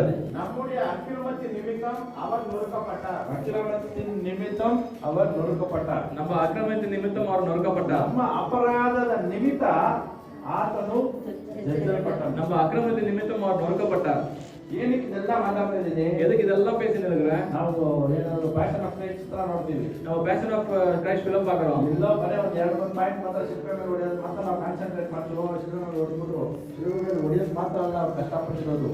ಹೆಚ್ಚಮನೆ ತೋಟದಿಂದ ಸಾಯೋವರೆಗೂ ಒಂದೊಂದು ಕ್ಷಣನೂ ಕಷ್ಟಪಟ್ಟು ನಮ್ಮನ್ನು ಬಿಡುಗಡೆ ಮಾಡುವಂತೆ ರಕ್ಷಿಸುವಂತೆ ಯಾರು ಮಾಡಿರುವಂತ ಪ್ರೀತಿಯನ್ನು ನಮ್ಮ ಮೇಲೆ ತೋರಿದ್ದಾರೆ. கெத்செமனே தோட்டத்திலிருந்து சிலுவை வரைக்கும் அவர் வந்து என்னென்ன கஷ்டங்கள் பட்டாரோ வந்து யாருமே காமிக்கூடாத அன்பை வந்து அவர் நமக்காக சேர்த்து ನಮ್ಮ காமிச்சிருக்காரு. ಅಪರಾಧಗಳ ನಿಮಿತ್ತ ಆತನ ಜಜ್ಜಲ್ಪಟ್ಟನು. ಫಸ್ಟ್ ಏನು? ಫಸ್ಟ್ ಇನ್ನ ನಮ್ಮ ನಮ್ಮ ದ್ರೋಹಗಳ ಗಾಯಗೊಂಡನು. ರೋಗದ ಕಾರಣದಾಗ ಅವ್ರು ಗಾಯಪಟ್ಟ. ನಮ್ಮ ಅಪರಾಧಗಳ ನಿಮಿತ್ತ ಆತನು ನಮ್ಮ ಅಪರಾಧಗಳ ಅವರು ನೊರಕಪಟ್ಟ. ಮೂರನೇದು ನಮಗೆ ಸುಕ್ಷೇಮವನ್ನುಂಟು ಮಾಡುವ ದಂಡನೆಯನ್ನು ಆತನು ಅನುಭವಿಸಿದನು. நமக்கு சமாதானத்தை உண்டு பண்ணும் ஆகினை அவர் மேல் வந்தது. ಎಷ್ಟೆಲ್ಲ ಸಮಾಧಾನ ಇಲ್ಲ ಗೊತ್ತಿಲ್ಲ. எத்தனை பேர் சமாதானம் இல்லாத வந்துக்கிறீங்க? யார் எத்தனை பேர் சமாதானம் இல்லாத நீங்க வந்துக்கிறீங்க? If you have come here without peace, I want to tell you that the Prince of Peace is in this place and is ready to give you peace. நீங்க யாரா வந்து சமாதானம் இல்லாத வந்தீங்கன்னா உங்களுக்கு வந்து சொல்ல விரும்புறேன், சமாதானத்தை கொடுக்கிற தேவன் இந்த இடத்துல இருக்கிறவங்க சமாதானத்தை கொடுப்பார். ಸಮಾಧಾನದ ಪ್ರಭು ಒಬ್ಬರೇ. சமாதானத்தின் பிரபு ஒருதான். ಸಮಾಧಾನದ ಪ್ರಭು ಒಬ್ಬರೇ. சமாதானத்தின் குரு ஒருதான். ನನಗೂ ನಿನಗೂ ಸಮಾಧಾನವನ್ನು ಸುಕ್ಷೇಮವನ್ನು ಉಂಟು ಮಾಡುವಂತೆ ಆತನು ನಮಗೆ ಸುಕ್ಷೇಮವನ್ನುಂಟು ಮಾಡುವ ದಂಡನೆಯನ್ನು ಆತನು ಅನುಭವಿಸಿದನು. ನಮಗೆ ಸುಕ್ಷೇಮವನ್ನು ಸಮಾಧಾನವನ್ನು ಉಂಟು ಮಾಡುವಂತೆ ಆತನು ದಂಡನೆಗೆ ಒಳಗಾದ. நம்மளுக்கு வந்து சமாதானத்தை உண்டு பண்ண காரணத்தால வந்து அவர் தண்டனைக்கு உள்ளானார். ಅವ್ರ ಮಗಕ್ಕೆ ಹೊಡೆದ್ರು, அவங்க மூஞ்சி மேல அடிச்சாங்க, ಕೂಗಿದ್ರು, மூஞ்சில துப்புனாங்க, ಬೆನ್ನ ಮೇಲೆ ಹೊಡೆದ್ರು, முதுகுல அடிச்சாங்க, ಮುಖದಲ್ಲಿರೋ ಕೂದಲೆಲ್ಲ ಕಿತ್ತಾಕಿ, மூஞ்சில இருக்கிற முடியெல்லாம் பிடிச்சாங்க, ಕಿತ್ತಿದ್ರು, தாடி பிடிச்சாங்க, ಎಲ್ಲ ಮಾಡಿದ್ರು. எல்லாம் பண்ணாங்க. ಯಾರಿಗೆ ಸಮಾಧಾನ ಉಂಟು ಮಾಡಕ್ಕೆ? யாரு சமாதானம் உண்டு பண்ணதுக்கு? ಯಾರಿಗೆ ಉಂಟು ಮಾಡಕ್ಕೆ? யாருக்கு உண்டு பண்ணதுக்கு? ನನಗೂ ನಿನಗೂ ಸಮಾಧಾನವನ್ನು ಸುಕ್ಷೇಮವನ್ನು ಉಂಟು ಮಾಡುವಂತೆ ಯೇಸು ಸ್ವಾಮಿ ಆ ಹಾದಿಯಲ್ಲಿ ನಡೆದು. உங்களுக்கும் எனக்கும் வந்து சமாதானம் உண்டு பண்ணதுக்காக இயேசு சுவாமி வந்து அந்த பாதையில நடந்து போனாரு. ಏನಪ್ಪ ನೀನು ಕಥೆ ಬಿಡ್ತಾವೆ ಅಂತ ಸ್ವಲ್ಪ ಜನ ಕುತ್ಕೊಂಡು என்னப்பா இவர் இன்னும் கதை விட்டு சில பேர் உட்காந்துக்கிறீங்க, பிரச்சனை இல்ல. By the time you leave this place, you will leave this place with peace in your heart. நீங்க இந்த இடத்தை விட்டு போறதுக்கு முன்னாடி வந்து நீங்க வந்து சமாதானத்தோட இந்த இடத்தை விட்டு போவீங்க. Hallelujah. Hallelujah. Hallelujah. Hallelujah. Hallelujah. Hallelujah. Hallelujah. Hallelujah. ಯೇಸು ಸ್ವಾಮಿ ಈ ರೀತಿಯಾಗಿ ಮಾಡಿರೋದ್ರಿಂದ இயேசு சுவாமி இந்த மாதிரி பண்ண காரியத்தினால ಎಲ್ಲರಿಗೂ ಒಂದು ನಮ್ಮೆಲ್ಲರ ಲೈಫ್ ಮೇಲೆ ಒಂದು ಖಾಲಿ ಸ್ಲೇಟ್ ಇದೆ.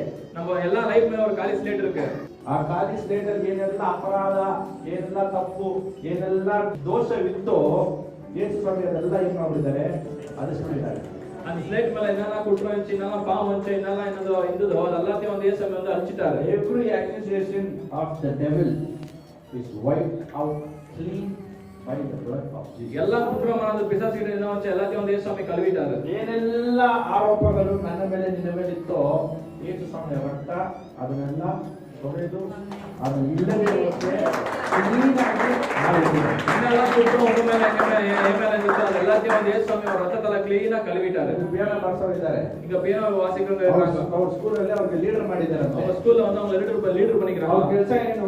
அவங்க வேலை என்ன? ಏನಪ್ಪ என்னப்பா ಅಲ್ಲಿ ಹಿಂದೆಡೆ ಏನೋ ಮಾಡ್ಬೇಕು ಅಂತಲ್ಲ, ಹಂಗ ಬೋರ್ಡ್ ಲೀಡರ್ ಅಂದ್ರೆ ಏನು?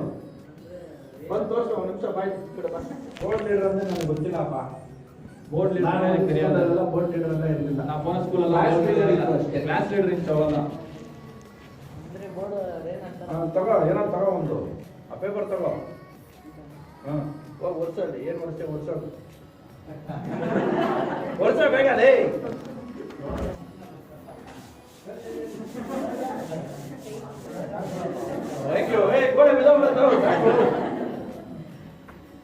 ಏನ್ ಮಾಡ್ದ இப்ப அவன் என்ன பண்ணான்?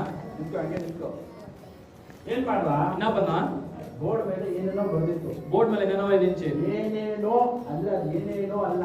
ನನ್ ಕತೆ ನಿನ್ ಕತೆ. என்னென்னவோனா அது என்னென்னவோ அல்ல, அது உங்க கதை என்னோட கதை. ನನ್ ಬಗ್ಗೆ ನಿನ್ ಬಗ್ಗೆ ಒಳ್ಳೆ ಕತೆ ಅಲ್ಲ.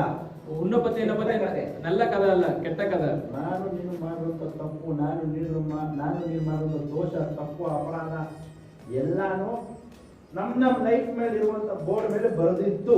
நீங்களும் நானும் பண்ணிக்கிற பாவம், அபராதம், குற்றங்கள் எல்லாம் வந்து நம்ம லைஃப்ல இருக்கிற போர்ட் மேல எழுதி இருக்கு. ಆದ್ರೆ ಯೇಸು ಸ್ವಾಮಿ ಏನ್ ಮಾಡಿದ್ದಾರೆ? ஆனா இயேசு சாமி என்ன பண்ணிருக்காரு? ಫಿಸಿಕಲ್ ಆಗಿ ಇವನು ಹೋಗಿ ಬೋರ್ಡ್ ಅಳಿಸಿಲ್ಲ.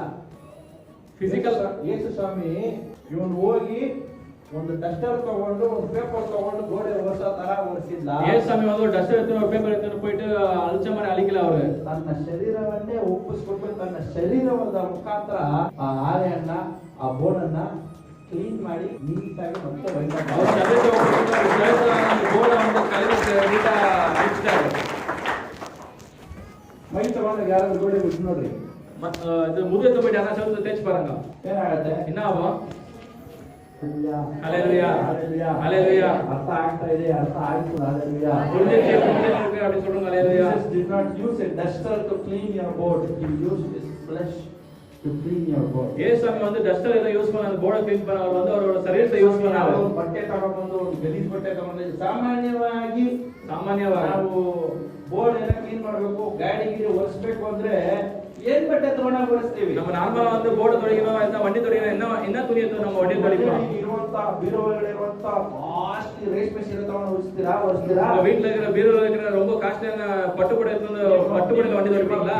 ಬೀರೋ ಒಳಗಡೆ ಕಾಸ್ಟ್ಲಿ ರೇಮಂಡ್ ಸೂಟ್ ನ ತಗೊಂಡಾಗ ಒರೆಸ್ತೀರಾ? உங்க பீரோல இருக்கிற காஸ்ட்லியான ரேமன் சூட்ல போய் துடைப்பீங்களா வண்டிய? ಯಾವ ತಗೊಂಡಾಗ ಒರೆಸ್ತೀರಾ? எதை சமயம் துடைப்பீங்க?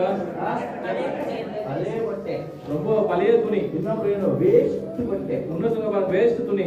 ಬೇರೆ ಸಮಯ ವೇಸ್ಟ್ ಬಟ್ಟೆನೆಲ್ಲ ನೀವು ಒರೆಸಿದ್ರು ತನ್ನ ಶರೀರದ ಮುಖಾಂತರ ನಮ್ಮ ಒರೆಸಿದ್ದೀರಿ. ஏசு வந்து வேஸ்ட் துணி வந்து துடைக்கல, ಫ್ರೆಶ್ துணಿ ಮಾತ್ರ துடைச்சாரு. Hallelujah hallelujah hallelujah hallelujah. Roman ಬರೆದ ಪುಸ್ತಕ ರೋಮನರ ಪುಸ್ತಕ 8ನೇ ಅಧ್ಯಾಯ 8ನೇ ನಾವು ಏನು ನೋಡ್ತೇವೆ? 8ನೇ ಅಧಿಕಾರ 1ನೇ ವಚನ என்ன பார்க்கறோம்? ಆತನು ನಮ್ಮನ್ನು ತೊಳೆದು ಶುದ್ಧೀಕರಿಸಿರೋದ್ರಿಂದ அவர் நம்மள கழுவி சுத்திகரித்த காரணத்தினால ರೋಮನ್ 8:1 படிವಾ.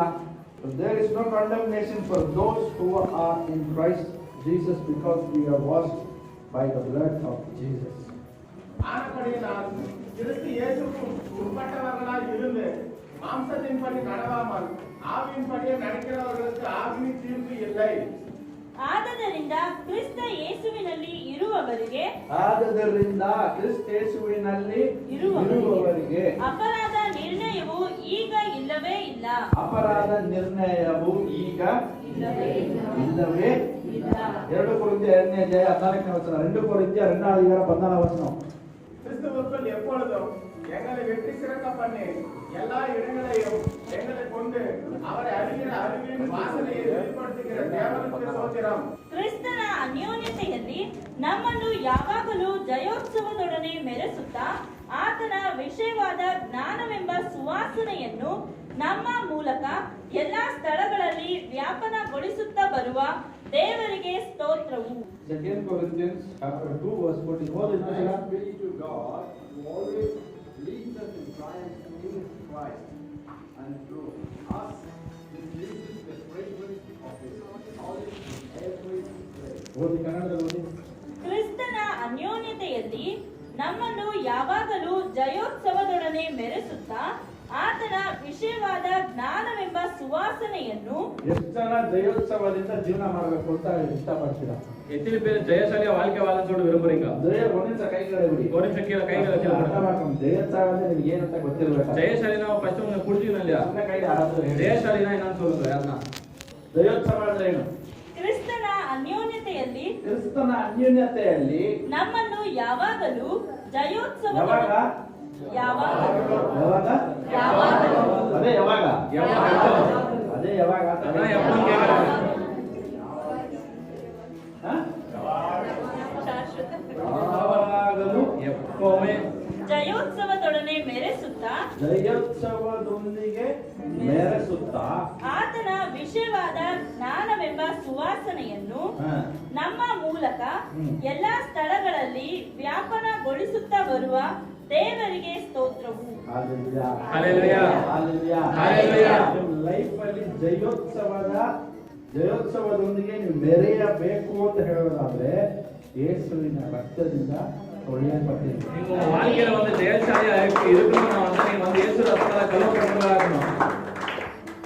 ಅರ್ಥ ಆಗ್ತದೆ ಅರ್ಥ ಆಗ್ತಲ್ವಾ? புரிஞ்சுங்களா புரியலையா? ನಿಮ್ಮನ್ನು ದೋಷಿ ಎಂದು ಕರೆಯುವವನ ಬಾಯನ್ನು ನೀವು ಮುಚ್ಚಬೇಕು ಅಂದ್ರೆ ಅದಕ್ಕೂ ಸಹ ಯೇಸುವಿನ ರಕ್ತದಿಂದ ತೊಳೆಯಲ್ಪಟ್ಟಿದೆ. நீங்க வந்து துரோகின்னு சொல்லிட்டு சொல்ற வாயை மூடணும். நீங்க வந்து குற்றவாளின்னு சொல்லிட்டு சொல்ற வாயை மூடணும் வந்து அப்ப கூட ಅದು ಕೂಡ நீங்க வந்து இயேசு ரத்தத்தால கழுவப்பட்டிருக்கீங்க. ಅಪರಾಧಿ ಎಂದು ನಿನ್ನನ್ನು ದೋಷಿಸುವ ನಾಲಿಗೆಯನ್ನು ನೀವು ಖಂಡಿಸಬೇಕು ಅಂತಂದ್ರೆ ನೀನು ಯೇಸುವಿನ ರಕ್ತದಿಂದ ತೊಳೆಯಲ್ಪಟ್ಟಿದೆ. நீங்க வந்து குற்றவாளின்னு சொல்ற அந்த நாவை கட்டி போடணும் வந்து நீங்க வந்து இயேசு ரத்தத்தால கழுவப்பட்டிருக்கீங்களா இருக்கணும். ಆದ್ದರಿಂದ ಯೇಸುವಿನ ರಕ್ತದಲ್ಲಿ ಶಕ್ತಿ ಇದೆ, ಜಯ ಇದೆ, ನಮ್ಮ ಜೀವನಕ್ಕೆ ಬೇಕಾದ ಸಕಲವೂ ಇದೆ. அதனால வந்து இயேசு ரத்தத்துல ஜெயம் இருக்கு, சக்தி இருக்கு, நம்ம வாழ்க்கைக்கு தேவையான எல்லாமே இருக்கு. Hallelujah hallelujah. ಎಲ್ಲ எல்லாம் இருக்கிற இடத்துல எல்லாம் அழிச்சு போமா. ಬೇಗ ಮುಗಿಸ್ತಾ ಇದ್ದೀನಿ. சீக்கிரமா முடிக்கிறேன். ಕನ್ನಡ ಮುಗಿಸೋಣ. இருக்கிற இடத்துல கண்களை மூடுவோமா? ಒಂದು ನಿಮಿಷ ಕಣ್ಣು ಮುಚ್ಚೋಣ. ஒரு நிமிஷம் கண்ணை மூடுவோமா?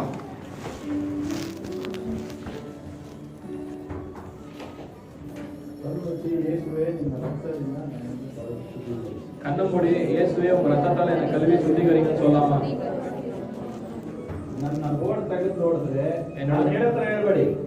நான் சொல்ற மாதிரி நீங்க சொல்லாதீங்க. நான் என்ன சொல்றேன் அதை கேட்டுக்கோங்க போதும். ನಮ್ಮ ಬೋರ್ಡ್ ತೆಗೆದು ನೋಡಿದ್ರೆ என்னோட போர்டு எடுத்து பார்த்தா ನನ್ನ ಬೋರ್ಡು ನಿನ್ ಬೋರ್ಡು. என்னோட போர்டு உங்க போர்டு. ನಮ್ಮ ಜೀವನದ ಬೋರ್ಡ್ ತೆಗೆದು ನೋಡಿದ್ರೆ ಏನೇನೋ ಬರ್ತೈತೆ. நம்ம வாழ்க்கையில போர்டு எடுத்து பார்த்தா என்னென்னவோ இருக்கு. ನಮಗೂ ಸಹ ನಮಗೆ ಅದನ್ನ ತೆಗೆದು ಓದಕ್ಕೆ ನೋಡಕ್ಕೆ ಆಗದೇ ಇರುವಂತ ರೀತಿಯಲ್ಲಿ ಆ ಒಂದು ಪರಿಸ್ಥಿತಿಯಲ್ಲಿದೆ. அந்த போர்டு வந்து நீங்களும் ஆட்டம் நானும் ஆட்டம் எடுத்து படிக்கிறதுக்கு முடியாத நிலைமையில அது இருக்கு. ಅದು ಯೇಸು ಸ್ವಾಮಿ ஆனா இயேசு சாமி என்ன சொல்றாரு? ಅವುಗಳನ್ನ ಇಲ್ಲದೆ ಇರುವಂತೆ ನಾನು ಮಾಡ್ತೇನೆ. அதுங்களை வந்து இல்லாத படிக்க நான் செய்யறேன்னு சொல்றாரு. I will clean your name board, your name plate as white as snow. உங்களோட வந்து நேம் பிளேட்டை வந்து போர்டு வந்து நான் வந்து எவ்வளவு வெள்ளையா ஆக்க முடியுமோ அவ்வளவு வெள்ளையா ஆக்குறேன்னு சொல்றாரு. பனியை போல வெண்மையாக்குவேன். கர்த்தர் சொல்றாரு. பனியை போல வெண்மையாக்குவேன்னு சொல்லிட்டு கர்த்தர் சொல்றாரு. If you want him to wash you as white as snow, you need to ask him. கர்த்தர் வந்து உங்களை வந்து கலவு பண்ணணும், நீங்க வந்து பனியை போல வெள்ளை ஆனவங்க வந்து நீங்க வந்து கேட்கணுமா இருக்கு. ಪ್ರತಿದಿನ ನಾವು ಕೇಳಬೇಕು. டெய்லி அவரை கேட்கணுமா இருக்கு. ಪ್ರತಿದಿನ ನಾವು ತಪ್ಪು ಮಾಡ್ತೀವಿ. ஒவ்வொரு நாளும் நம்ம தப்பு பண்றோம். Every day we make mistakes. நம்ம எல்லா நாளும் நம்ம தப்பு பண்றோம். Sometimes it is by knowledge, sometimes without our knowledge. சில நேரத்துல வந்து தெரிஞ்சு பண்றோம், சில நேரத்துல வந்து தெரியாத பண்றோம். ಕೆಲವೊಮ್ಮೆ ನಾವು ಗೊತ್ತಿದ್ದು ಮಾಡ್ಬಿಡ್ತೀವಿ. தெரிஞ்சும் பண்ணிடுறோம். ಕೆಲವೊಮ್ಮೆ ಗೊತ್ತಿಲ್ಲದೆ ಮಾಡ್ತೀವಿ. சில நேரத்துல வந்து தெரியாத பண்ணிடுறோம். ಆದ್ರೆ ಯೇಸು ಸ್ವಾಮಿ ಏನ್ ಹೇಳ್ತಾರೆ? ஆனா இயேசு சாமி என்ன சொல்றாரு? ಹೇಗಾದ್ರೂ ಮಾಡಿರು. நீங்க எப்படிதான் பண்ணிது?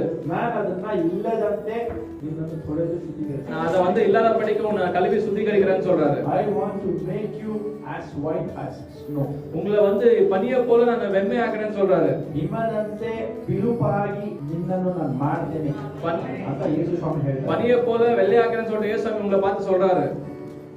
It is your choice. அது வந்து உங்களோட சாய்ஸ். ಅದನ್ನ ಸ್ವೀಕಾರ ಮಾಡೋದು ಬಿಡೋದು ನಿಮಗೆ ಸೇರಿದೆ. அது வந்து அங்கீகரிக்காத இருக்குது, அது உங்களுக்கு விட்டது. ಒಂದು ಉದಾಹರಣೆ ಹೇಳ್ಕೊಳ್ಳೋಣ. ஒரு எக்ஸாம்பிள் சொல்லலாம். ನೀವು ಏನೋ ಒಂದು ಅಪರಾಧ ಮಾಡಿದ್ದೀರಾ. நீங்க வந்து ஏதோ தப்பு பண்ணிருக்கீங்க, குற்றவாளி பண்ணிருக்கீங்க. ನೀವು ಏನೋ ಒಂದು ತಪ್ಪು ಮಾಡಿ ಏನೋ ಒಂದು ಅಪರಾಧ ಮಾಡಿದ್ದೀರಾ. நீங்க ஏதோ ஒரு குற்றம் பண்ணிருக்கீங்க. ಆ ಅಪರಾಧಕ್ಕೆ ಒಂದಿಷ್ಟು ಕ್ರಯ ಕಟ್ಟಬೇಕು. அந்த குற்றத்துக்கு வந்து இவ்வளவு விலை கட்டணும். ಆದ್ರೆ ನ್ಯಾಯಾಧಿಪತಿ ನೀವು ನ್ಯಾಯಾಲಯಕ್ಕೆ ಹೋದಾಗ நீங்க ನ್ಯಾಯಾಲಯத்துக்கு போனப்போ ಆ ನ್ಯಾಯಾಧಿಪತಿ அந்த ஜட்ஜ் என்ன சொல்றாரு?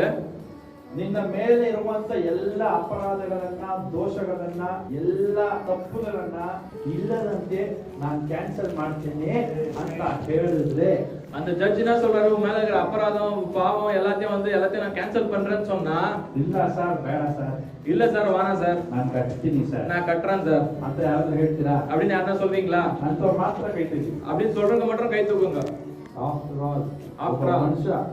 ಒಬ್ಬ ಮನುಷ್ಯನಾಗಿರುವಂತ ಒಬ್ಬ ನ್ಯಾಯಾಧಿಪತಿಗೆ ಅಷ್ಟೇ ಶಕ್ತಿ ಇರೋದು.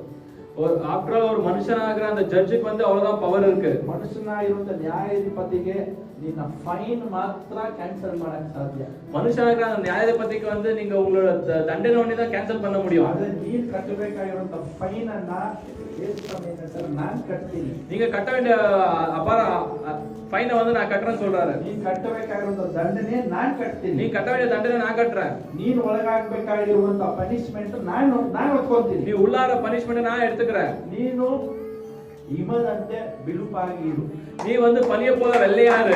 ಅದು ಸ್ವೀಕಾರ ಮಾಡೋದು அது அங்கீகரிக்கிறது உங்களுக்கு விட்டுது. ಸ್ವೀಕಾರ ಮಾಡೋದು ನಿಮಗೆ ಬಿಟ್ಟಿದೆ. அது அங்கீகரிக்கிறது உங்களுக்கு விட்டுது. If you want to accept it, நீங்க ಅದ ಒತ್ತುக்குறீங்களா? ಬೇಕು ಅದನ್ನ ನೀವು ಸ್ವೀಕಾರ ಮಾಡ್ತೀನಿ ಅಂತ ಹೇಳೋರು நீங்க வந்து அத அங்கீகரிக்கிறீங்க சொல்றீங்கன்னா ಬಾಯಿ ತೆಗೆದು ನೀವು ಯೇಸು ಸ್ವಾಮಿ ಹತ್ರ ಪ್ರಾರ್ಥನೆ ಮಾಡಿ. வாயை தந்து இயேசு சாமி கிட்ட ஜெபம் பண்ணுங்க. இயேசுவே ರಕ್ತದಿಂದ ನನ್ನನ್ನು ತೊಳೆದು உங்க ரத்தத்தால என்ன கழுவி சுத்திகரிங்க. ಹಿಮದಂತೆ ನನ್ನನ್ನು ಬಿಳುಪಾಗಿ ಮಾಡಿ. பனியை போல வெள்ளையாக்குங்க. ನನ್ನ ಪಾಪವನ್ನು ತೊಳೆದು ಶುದ್ಧೀಕರಿಸಿ. என் பாவத்தை கழுவி சுத்திகரிங்க. என் அக்கிரமத்தை கழுவி சுத்திகரிங்க. ತಪ್ಪುಗಳನ್ನು ತೊಳೆದು ಶುದ್ಧೀಕರಿಸಿ. என் தப்பை கழுவி சுத்திகரிங்க. ಎಲ್ಲ ಅಪರಾಧಗಳನ್ನು ತೊಳೆದು என் எல்லா குற்றத்தையும் கழுவி சுத்திகரிங்க. ತಿಳಿದು நான் தெரிஞ்சு ತಿಳಿಯದೆ தெரியாத ಮಾಡಿರುವಂತ ಮಾಡಿರುக்கிற ಎಲ್ಲ ತಪ್ಪುಗಳನ್ನು எல்லா பாவத்தையும் ನಿನ್ನ ರಕ್ತದಿಂದ உன் ரத்தத்தால இயேசுவே ನಿನ್ನ ಪರಿಶುದ್ಧವಾದ உன் பரிசுத்தமான ಪವಿತ್ರವಾದ ಮಹಾ ಬಿಳುಪಾದ ಯಾರು ಸಲ್ಲಿಸಕ್ಕಾಗದಿರುವಂತ ಆ ರಕ್ತದಿಂದ யாருமே கொடுக்க முடியாத அந்த ரத்தத்தால ಯಾರು ಕ್ಷಮಿಸಕ್ಕೆ ಆಗದಿರುವಂತ ನಿನ್ನ ಪರಿಶುದ್ಧ ರಕ್ತದಿಂದ யாருமே மன்னிக்க முடியாத உன் பரிசுத்த ரத்தத்தால ಒಂದು ಸಾರಿ என்ன ஒரு வசையாக ನನ್ನ ಪ್ರಾಣ என்னோட ஆவி ನನ್ನ ಆತ್ಮ ನನ್ನ ಶರೀರ ನನ್ನ ರಕ್ತದಿಂದ ತೊಳೆದು ரத்தத்தால என்னை கழுவி சுத்திகரிங்க. இயேசுவே என்னோட ஆவி ನನ್ನ ಶರೀರ ನಿನಗೆ ನಾನು ಒಪ್ಪಿಸಿಕೊಡ್ತೇನೆ. நான் ஒப்பு கொடுக்கிறேன். ಸಾಕ್ಷಿಯಾದವಳು விசாரிக்கிறவங்க ನನ್ನನ್ನು ದೋಷಿ ಅಂತ ಹೇಳ್ತಾನೆ. குற்றவாளின்னு சொல்றான். ಪಿಶಾಚಿಯಾದವನು பிசாசானவன் ನನ್ನನ್ನು ನೋಡಿ என்ன பார்த்து ನೀನು ಈ ತಪ್ಪು ಮಾಡಿದ್ಯಾ, நீ இந்த தப்பு பண்ணிக்கிற, ಆ ತಪ್ಪು நீ அந்த ಮಾಡಿದ್ಯಾ, தப்பு பண்ணிக்கிற, ನೀನು ಅಪರಾಧಿ, நீ குற்றவாளி, ನಿನಗೆ ದಂಡನೆ ಆಗ್ಬೇಕು தண்டனை ஆகணும் ಅಂತ ಆರೋಪ ಮಾಡ್ತಾ அப்படி ಇದ್ದಾನೆ. சொல்லிட்டு ಆರೋಪ பண்றான். ಯೇಸುವೇ, ಯೇಸುವೇ, ರಕ್ತದಿಂದ ನನ್ನನ್ನು ತೊಳೆಸುವ, உன் ரத்தத்தால என்னை கழுவி சுத்திகரிங்க சுவாமி. ರಕ್ತದಿಂದ ನನ್ನನ್ನು ತೊಳೆಸಿ ಸ್ವೀಕರಿಸು. உன் ரத்தத்தால என்னை கழுவி சுத்திகரிங்க. ನನ್ನ ತಲೆಯಿಂದ ಅಂಗಾಲವರೆಗೂ ನಿನ್ನ என் ರಕ್ತವನ್ನು உச்சந்தலையில் உள்ளங்காலிலிருந்து கழுவி சுத்திகரிங்க. இயேசுவே, ಪ್ರಾರ್ಥನೆ ಕೇಳಿದ್ದಕ್ಕಾಗಿ ಸ್ತೋತ್ರ. என்னோட ஜபத்துக்கு கேட்டதுக்காக ஸ்தோத்திரம். இயேசுவே, ನನ್ನ ಪ್ರಾರ್ಥನೆಗೆ ನೀನು ಕಿವಿ ಕೊಟ್ಟಿದ್ದಕ್ಕೆ ಸ್ತೋತ್ರ. என் ஜபத்துக்கு நீங்க செவி கொடுத்ததுக்காக ஸ்தோத்திரம். இயேசுவே, ನನ್ನ ಪ್ರಾರ್ಥನೆ ನಿನ್ನ ಕಿವಿಯನ್ನು ಮುಟ್ಟಿದೆ ಅಂತ ನಾನು ವಿಶ್ವಾಸ ಮಾಡ್ತೀನಿ. என்னோட ஜபம் உங்களுக்கு செவியை கொடுத்திருக்கிறதுன்னு விசுவாசம் பண்றேன். ಯೇಸುವೇ, இயேசுவே, ನನ್ನ ಪ್ರಾರ್ಥನೆಗೆ என் ஜபத்துக்கு ಸದುತ್ತರ ಕೊಟ್ಟಿದ್ದಕ್ಕಾಗಿ ಸ್ತೋತ್ರ. பதில் கொடுத்ததுக்காக